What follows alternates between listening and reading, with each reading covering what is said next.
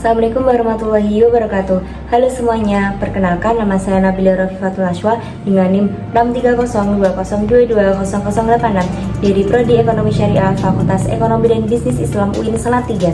Di sini saya akan mempresentasikan tentang kebutuhan sumber daya manusia industri halal. Jangan lupa tonton, like, komen, dan subscribe. Materi pertama terkait dengan sumber daya manusia. Sumber daya manusia didefinisikan sebagai aset utama perusahaan sebagai wujud untuk karyawan meningkatkan produktivitas serta mempertahankan keunggulan kompetitif. Sumber daya manusia juga merujuk pada proses yang berhubungan dengan pelatihan, pendidikan, dan profesional lainnya. Inisiatif untuk meningkatkan tingkat pengetahuan, keterampilan, kemampuan, nilai-nilai, dan aset sosial suatu karyawan yang akan mengarah pada kepuasan dan kinerja karyawan, dan akhirnya pada perusahaan kinerja. Dari berbagai penelitian, semua terpaku terhadap sumber daya manusia. Sumber daya manusia diinterpretasikan sebagai aset utama. Ini diterjemahkan dengan model semakin banyak digunakan dalam bidang kewirausahaan dan SDM telah diidentifikasi sebagai vital untuk mengidentifikasi dan menciptakan peluang kewirausahaan. SDM dalam Islam mirip dengan SDM konvensional, kecuali pada akar agama, moral, dan kemanusiaan. Semangat religius dan moral, takut dan cinta Tuhan mendominasi kepemimpinan selama pemerintahan Nabi Shallallahu Alaihi Wasallam dan 4 khalifah. Dari perspektif Islam, akar kepemimpinan Islam umumnya ada dalam sumber-sumber utama Al-Quran dan As-Sunnah di samping praktik Muslim awal.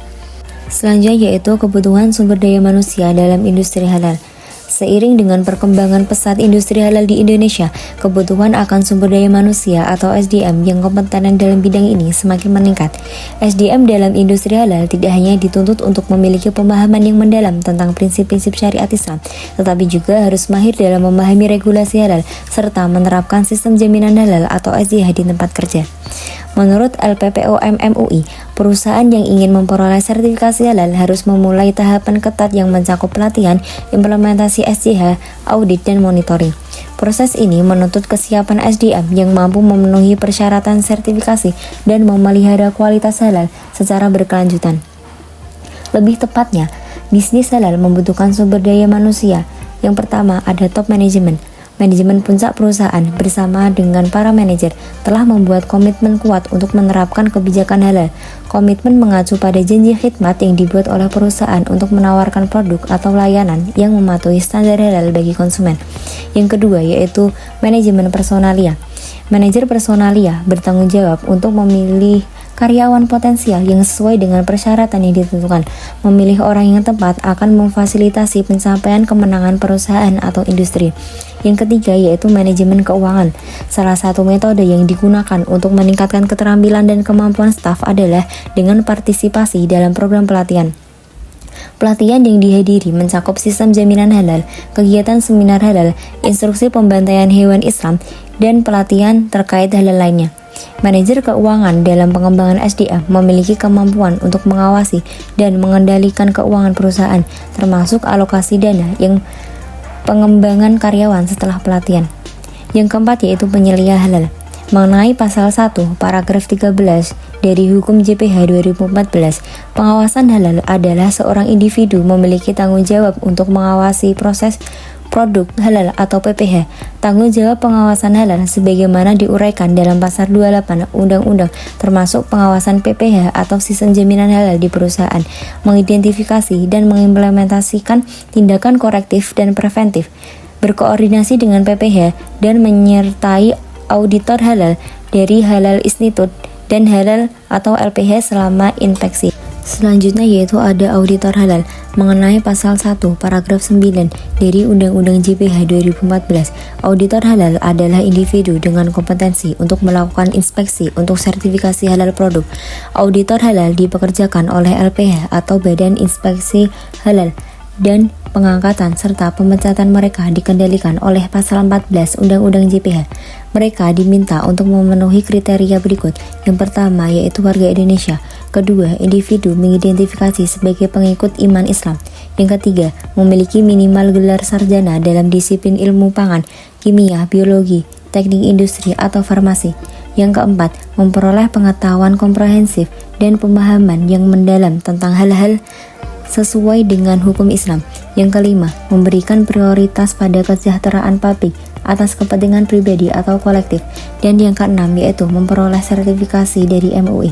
Tugas auditor halal sendiri antara lain: yang pertama, memeriksa dan evaluasi bahan yang digunakan; yang kedua, verifikasi dan evaluasi prosedur pembuatan produk; yang ketiga, memeriksa dan evaluasi sistem pembantai; yang keempat, melakukan penelitian untuk menentukan lokasi spesifik produk; yang kelima, melakukan penelitian tentang peralatan, ruang produksi, dan fasilitas penyimpanan; yang keenam, verifikasi distribusi dan pengaturan barang dagangan; yang ketujuh, memverifikasi mekanisme jaminan halal dan etitas bisnis; yang kedelapan, mengkomunikasikan temuan inspeksi dan pengujian ke LPH.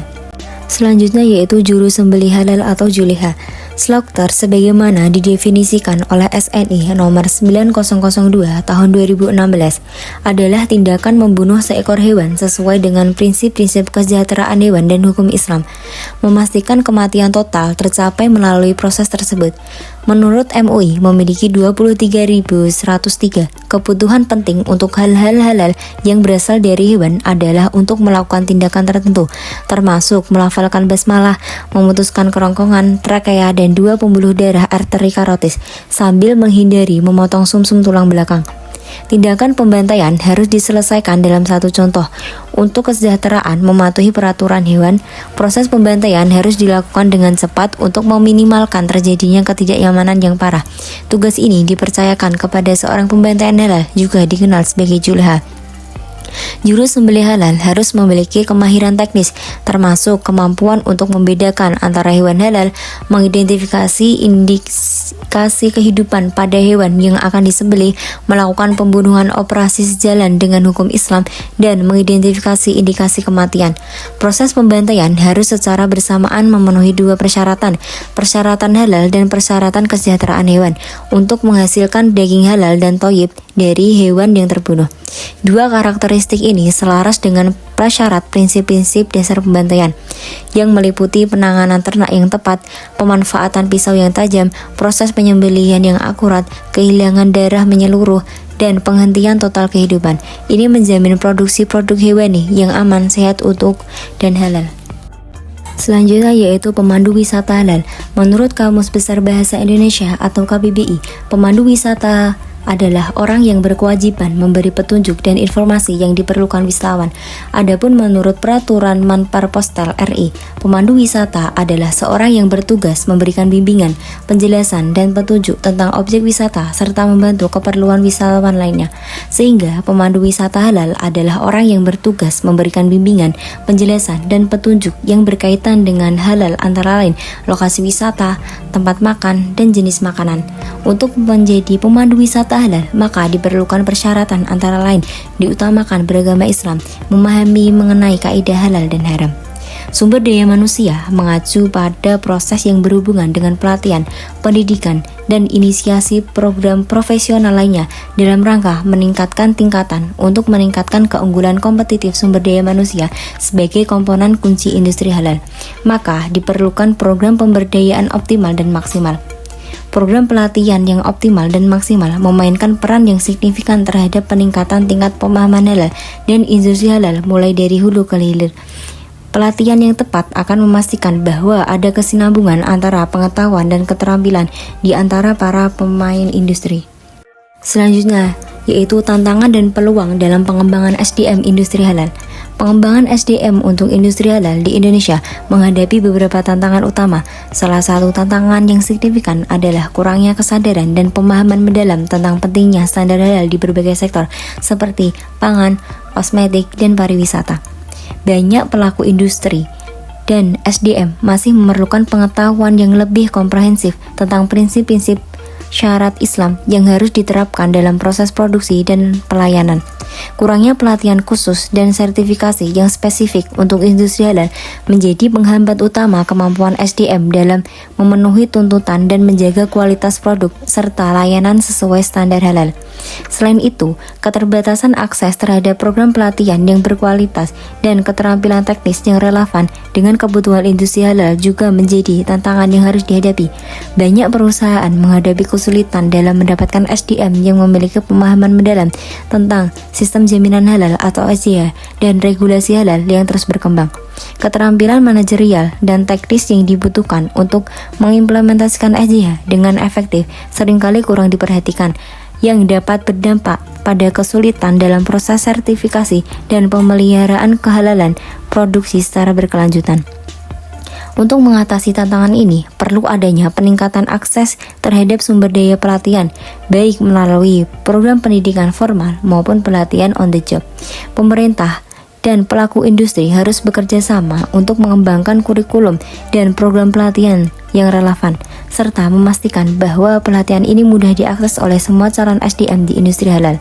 Program pelatihan ini harus mencakup pemahaman mendalam tentang prinsip halal, proses sertifikasi, dan penerapan SDH, serta keterampilan teknis yang spesifik untuk berbagai sektor industri.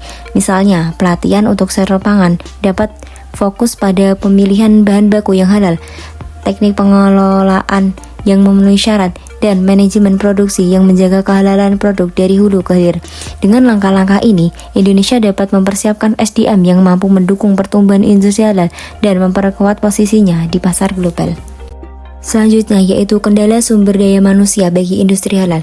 Kendalanya adalah kurangnya sumber daya manusia atau SDM untuk mengawasi dan memantau kehalalan proses hulu hingga hilir.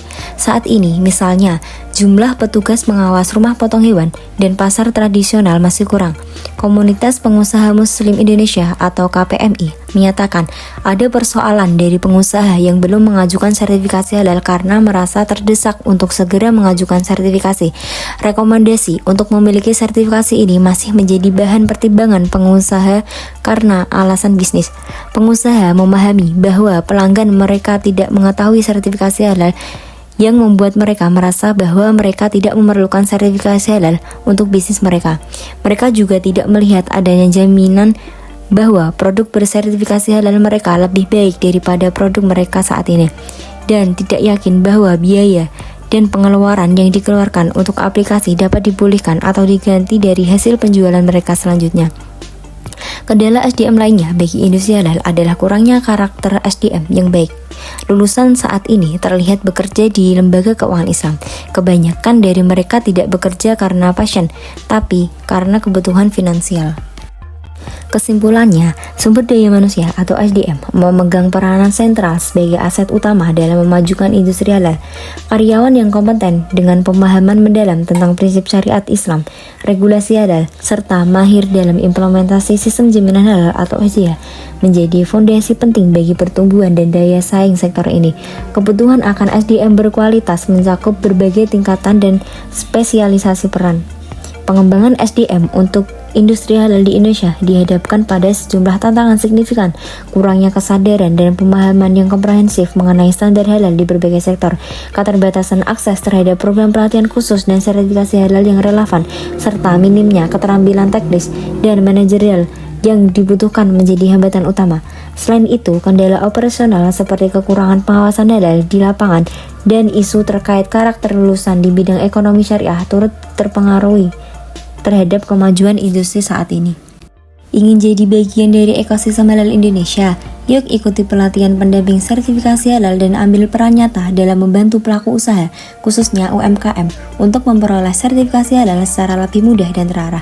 Pelatihan ini akan membekali Anda dengan pengetahuan dan keterampilan untuk menjadi pendamping proses produk halal atau PPH yang berkompeten dan bersertifikat. Dengan mengikuti pelatihan ini, Anda tidak hanya menambah wawasan dan jaringan, tetapi juga membuka peluang berkontribusi langsung dalam pengembangan industri halal nasional. Jangan lewatkan kesempatan ini untuk menjadi agen perubahan di lingkungan Anda, dan jadilah bagian dari solusi menuju Indonesia yang lebih halal dan berdaya saing. Sekian presentasi dari saya. Wassalamualaikum warahmatullahi wabarakatuh.